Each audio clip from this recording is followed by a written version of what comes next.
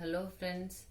आज का हमारा टॉपिक है शिरोरोगों में अनंतवात। इससे पहले हम वातज, शिरोरोग, पित्तज यानी जो दोषों के अनुसार है, वात, पित्त, कफ, रक्तज, त्रिदोषज, क्षयज, कृमिज और सूर्यावर्त जो है वो पढ़ चुके हैं। अब हम पढ़ रहे हैं अनंतवात। तो वीडियो शुरू करने से पहले हम बोलना चाहते हैं कि वीडियो को ज्यादा से ज्यादा लाइक कीजिए, शेयर कीजिए और जो भी आपको टॉपिक चाहिए उसके लिए कमेंट जरूर कीजिए और चैनल को सब्सक्राइब जरूर कीजिए। ठीक है, तो अब हम पढ़ते हैं अनंतवात। अनंतवात में हमारा दोष जो है वो आचार्य सुश्रुत ने जो है वो सन्निपातज जिसको बोले, यानी तीनों दोषों की वजह से। आचार्य चरक ने भी इसको सन्निपातज बोला। आचार्य चरक ने अनंतवात को शिरोरोगों में नहीं काउंट किया। मीन्स शिरोरोग जो एक्चुअल बोले हैं उन्होंने वो 5 ही बोले हैं, उसमें नहीं, उसके अलावा अनंतवात का वर्णन किया उन्होंने। ठीक है, तो आचार्य सुश्रुत के अकॉर्डिंग हम सबसे पहले इसके लक्षण पढ़ते हैं।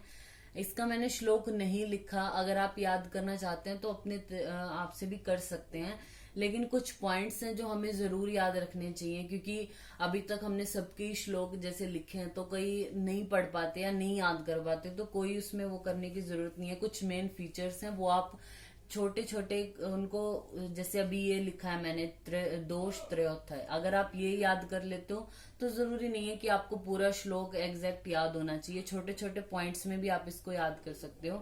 तो अब हम अनंतवाद के लक्षण पढ़ते हैं आचार्य सुश्रुत के अकॉर्डिंग। उन्होंने क्या बोला है, दोषास्तु दुष्टास्त्रय एव, यानी तीनों दोष प्रकोपित होकर क्या करते हैं, मन्याम संपेट, मन्या को पीड़ित करके, घाटासु, घाटा वर्ड आता है इसमें। घाटा क्या होता है, जो हमारी ग्रीवा होती है यानी जो गर्दन नेक रीजन है उसका जो पीछे वाला पोर्शन है उसको हम घाटा प्रदेश बोलते हैं। तो इसमें बोला गया कि तीनों दोष प्रकोपित होकर मन्या को पीड़ित करके ग्रीवा का जो पिछले वाला भाग है यानी घाटा प्रदेश में तीव्र वेदना करते हैं। और ये इंपॉर्टेंट है, इसका हनुग्रह है, यानी सॉरी इससे पहले क्या करते हैं वो आंख, भ्रू और शंख। आप देखो भ्रू हमारा जो है वो और अक्षी है और शंख प्रदेश एक ट्राइंगल के रूप में, भ्रू है फिर अक्षी और ये साइड में शंख, यानी इन तीनों में विशेष करके ये जो दोष है वो आश्रित हो जाते हैं।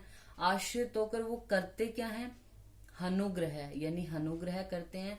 लोच जांच रोगान, यानी नेत्र के रोगों की उत्पत्ति कर देते हैं, यानी जो गंड पार्श्व है उसमें कंप, हनुग्रह और लोचन यानी नेत्र के रोगों को उत्पन्न करते हैं। ये दोष त्रयोथ यानी त्रिदोषज व्याधि है जिसको हम अनंतवाद कहते हैं।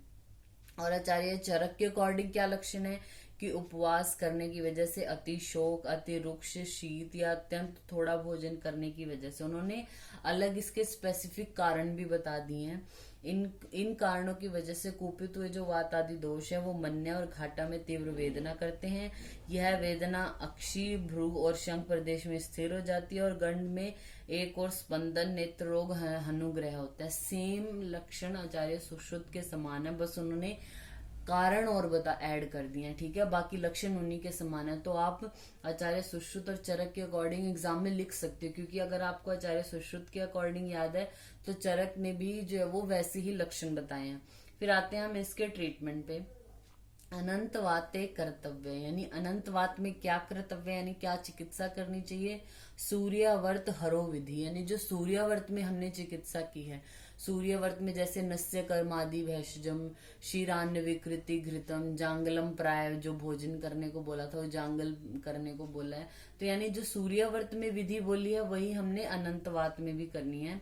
सिरा व्यधश्च कर्तव्यो अनंतवातोपशांत, यानी अनंतवात को शांत करने के लिए एक स्पेसिफिक ट्रीटमेंट यहाँ पे क्या बोल दिया, सिरा वेद। ठीक है, ये स्पेसिफिक बोल दिया, बाकी बोला है कि सूर्यवर्त के समान ही ट्रीटमेंट करो। तो कई बार जैसे अगर आप एमडी लेवल या एमडी के लिए भी प्रिपेयर कर रहे हैं तो अभी से अगर आप पढ़ते हैं तो इस तरीके से भी पूछा जाता है, अनंतवाते कर्तव्य डैश विधि, यानी आपको ये नहीं लिखा दिया जाएगा कि सूर्यावर्त, तो पूछा जाता है कि अनंतवात में किसके समान ट्रीटमेंट कर रहे हैं, तो सूर्यावर्त के समान जैसे आपको ऑप्शन दे देंगे कि अर्धाव भेदक के समान, शंखक के समान, सूर्यावर्त या कोई भी और शिरोरोग, तो ये सूर्यावर्त के समान ट्रीटमेंट करना है आचार्य। और इसके अलावा उन्होंने क्या बोला है, ये सब करना तो है ही है कि सूर्यावर्त नाशक विधि और शिरामोक्षण। उसके बाद उन्होंने क्या बोला है, वात पित्त को स्पेसिफिक बोला है, वात और पित्त को नष्ट करने वाला आहार देना है।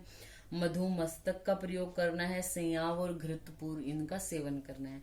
फिर आचार्य चरक ने भी बोला है कि रक्त मोक्षण करना है, सूर्यावर्त नाशक चिकित्सा करनी है, तर्पण नस्य देना है, वात विकार नाशक जो ट्रीटमेंट है स्नेहन स्वेदन आदि वो प्रयोग करने हैं, गुड़ूची बला रासना अश्वगंधा के क्वाथ और कल्क से पकाए हुए स्नेह का प्रयोग करना है। और इसको हम मॉडर्न में जो है वो किससे कोरिलेट कर सकते हैं, हम मॉडर्न में इसको कोरिलेट करते हैं ट्राइजेमिनल न्यूरैल्जिया से। तो ये हमारा टॉपिक हो गया अनंतवात। Thank you.